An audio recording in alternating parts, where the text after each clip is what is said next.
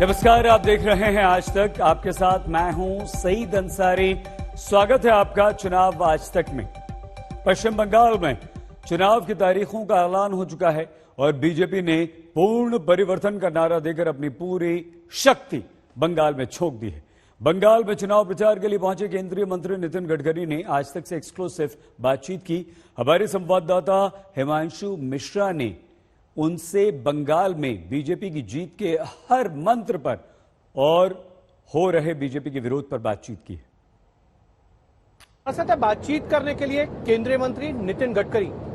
नितिन जी, आप पश्चिम बंगाल के चुनावी दौरे पे जा रहे हैं। चुनाव शुरू हो चुके हैं, लेकिन उससे पहले ही इतने बयानबाजी हो चुकी है कि लोग सोच रहे हैं कि पश्चिम बंगाल का चुनाव जो अभी तक नहीं हुआ था वो वैसा हो गया है। ये जुबानी जंग ज्यादा हो गई सियासत से ज्यादा। देखिए, चुनाव जब होता है तो अलग अलग पार्टी अलग अलग प्रकार की बातें होती रहती है। एक बात जरूर है कि हर चुनाव में ही होता है, केवल ये चुनाव में हो रहा है ऐसी बात नहीं है। और अब चुनाव में हर पार्टी को अपनी बात रखने का अधिकार है, चर्चाएं तो होगी। आपकी पार्टी कह रही है कि हम 200 से ज्यादा सीटें जीतेंगे, 298 में से। देखिए, 3 एमएलए से 200 पार कर जाएंगे। देखिए, एक बात तो ये निश्चित है कि बंगाल की जनता ने लेफ्ट पार्टी की सरकार का भी अनुभव किया है, कांग्रेस पार्टी की सरकार का भी अनुभव किया है। दोनों को बदलकर उन्हें ममता जी को मौका दिया है। अब ममता जी की भी सरकार उन्होंने देखी है। अब लोग बदलाव के भूमिका में है और निश्चित रूप से ये बदलाव अगर होगा तो बीजेपी यही विकल्प है। और इसलिए निश्चित रूप से मेरा विश्वास है कि इस चुनाव में भारतीय जनता पार्टी की जीत होगी और हमें मेजोरिटी मिलेगी। ममता बनर्जी कह रही है कि बीजेपी को संस्कार नहीं मालूम, बंगाल के परंपराएं नहीं मालूम, संस्कृति नहीं मालूम है। ये बाहरी लोग हैं, ये बंगाल में आ रहे हैं बाहर से। श्यामा प्रसाद मुखर्जी जो हमारे जनसंघ के संस्थापक थे वही तो बंगाल के थे। जनसंघ की स्थापना करने वाले श्यामा प्रसाद मुखर्जी जिस बंगाल में आए और जिन्होंने जनसंघ की स्थापना की, तो बंगाली संस्कृति इतिहास उन्होंने हमको बताने की आवश्यकता नहीं है। ममता बनर्जी तो प्रधानमंत्री नरेंद्र मोदी को लेकर उन्होंने एक भाषण दिया था। उन्होंने कहा था कि ये दंगाई हैं, अमित शाह दंगाई हैं, ये लोग दंगा करा के चुनाव जीतना चाहते हैं यहाँ। देखिए, ये सब बातें जो है वो गलत है।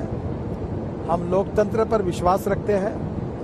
मोदी जी के नेतृत्व में हमारी सरकार ने केंद्र में जो कुछ काम किया है, जो 50-60 साल में नहीं हुआ, वो काम करके दिखाया है। और हम बंगाल का विकास करना चाहते हैं, गांव गरीब मजदूर किसान का कल्याण करना चाहते हैं। और इस बार बंगाल की जनता बदलाव के मूड में है और निश्चित रूप से मोदी जी के नेतृत्व में विकास काम देश में हुए हैं। उसके आधार पर बंगाल को भी विकास का डबल इंजन लग जाए, इसके लिए जनता हमें साथ दे रही है। हम जीतेंगे और बंगाल की तस्वीर, बंगाल का विकास करके दिखाएंगे। लेकिन ममता बनर्जी कह रही है कि आप जीतेंगे कैसे, आपकी तो वहाँ जमीन ही नहीं है। जो आपके नेता हैं वहाँ पे वो सब दूसरी पार्टी से हायर हैं।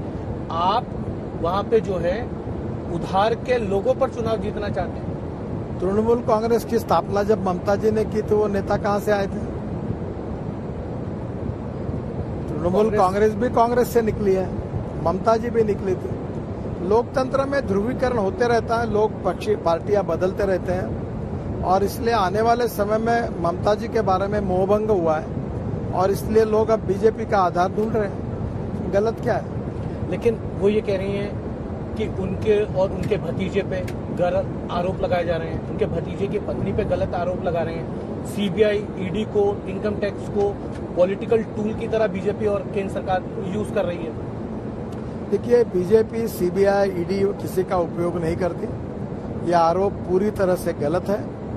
और एक बात जरूर है कि बीजेपी का जनसमर्थन बढ़ने के कारण ममता जी काफी अस्वस्थ हुई है और अस्वस्थता के कारण इस प्रकार के बयान कर रहे हैं, ऐसा मुझे लगता है। सर, एक सवाल है, बीजेपी की बारात निकल रही है, क्योंकि बारात है, आप इस तरीके के जुमले वन लाइनर बड़ा यूज करते हैं। अभी तक बीजेपी ने डिसाइड नहीं किया कि बारात में दूल्हा कौन होगा, कौन मुख्यमंत्री पद का उम्मीदवार होगा। अभी ममता बनर्जी वहां है, आपके पास में कोई चेहरा नहीं है। प्रधानमंत्री तो वहां मुख्यमंत्री नहीं बनेंगे, अमित शाह नहीं बनेंगे, जेपी नड्डा नहीं बनने वाले, नितिन गडकरी नहीं बनेंगे। तो मुख्यमंत्री कौन होगा? जनता वो कह रही है कि बता दें कौन है वहाँ। हमारे पास दूल्हे ही दूल्हे हैं। जिस दिन शादी का मुहूर्त होगा चुनाव के बाद, उस दिन उस दूल्हे को हम खड़ा कर बारात देंगे। तैयार है? बिल्कुल तैयार है, हमें कोई प्रॉब्लम नहीं है।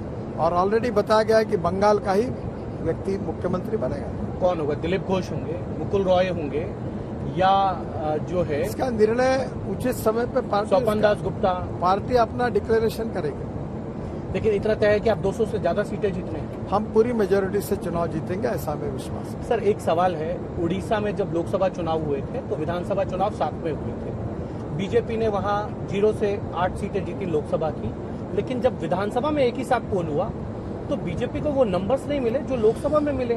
तो क्योंकि स्टेट का इश्यूज डिफरेंट है, तो ऐसा तो नहीं कि लोकसभा में 18 सीटें बीजेपी ने वहां पे जीत ली थी। इस बार विधानसभा चुनाव है और विधानसभा में वो हो जो दिल्ली में हुआ था, 7 लोकसभा जीते और 8 विधानसभा सीटें जीत गए। मुझे ऐसा लगता है कि इस बार बंगाल में जो सरकार है उसके प्रति लोगों के मन में नाराजगी है। वो बदलाव चाहते हैं, परिवर्तन चाहते हैं, और विकल्प के रूप में बीजेपी के सिवा कोई ऑप्शन नहीं है। और इसलिए जनता हमें चुनकर देगी। जैसे लोकसभा में हमको शानदार जीत मिली थी, उससे भी अच्छी जीत मिलेगी और बीजेपी को मेजोरिटी मिलेगी, यही मेरा विश्वास है। नितिन जी, एक सवाल ये है कि बीजेपी में बहुत से लोग बाहर से आ रहे हैं। शुवेंदु अधिकारी आए हैं, मुकुल रॉय आए हैं। मुकुल रॉय को लेकर राहुल सिन्हा जो पूर्व अध्यक्ष थे उन्होंने सवाल उठा दिए थे। शुवेंदु अधिकारी को, राजीव बनर्जी पर सवाल उठाए जा रहे हैं। कल जितेंद्र तिवारी शामिल हुए। वो पिछली बार जब शामिल होने वाले थे तो एक मंत्री है बाबुल सुप्रियो, आपकी कैबिनेट में है, उन्होंने कहा था जिन लोगों ने बीजेपी के कार्यकर्ताओं को डंडे से पीटा है वो अब इस पार्टी में आके नेतृत्व करेंगे। वो विधायक हैं, वो ज्वाइन कर गए। तो कहीं ना कहीं कार्यकर्ताओं में तो रोष है कि बाहर की पार्टी के आके लोग जो हैं यहाँ पर अपना वर्चस्व जमाना चाहते हैं। पार्टी प्रवाह होता है, और प्रवाह जो होता है वो विचारधारा के साथ जुड़ा हुआ होता है। और एक बार जो भी व्यक्ति इस प्रवाह में आता है तो फिर उसके साथ चलते रहता है। और हम इसलिए हर पार्टी में लोग नए नए आते हैं, उससे ही पार्टी की ताकत बढ़ती है। क्योंकि आखिर वही 100 लोग हैं जिसमें से 51% जिसको मिलता है वो चुनाव जीतता है।